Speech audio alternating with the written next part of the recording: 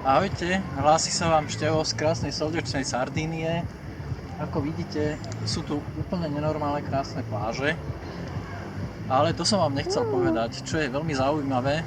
Na rozdiel možno od iných reportérov, ja som tu našiel kopec migrantov. Poďte za mnou, ja vám ich ukážem. Musíme ísť opatrne a potichu, lebo ich nechcem vyrušiť, sú trošku plachy.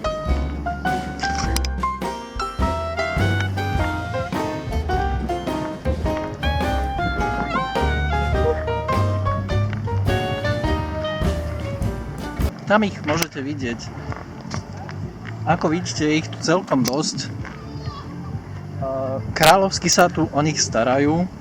Dostávajú naozaj iba to najlepšie jedlo a najlepšie pitie. Najväčší počet migrantov, čo som zistil, je tu práve zo Slovenska, ale nájdu sa tu aj Češi, Poliaci, prípadne aj zo pár Talianov.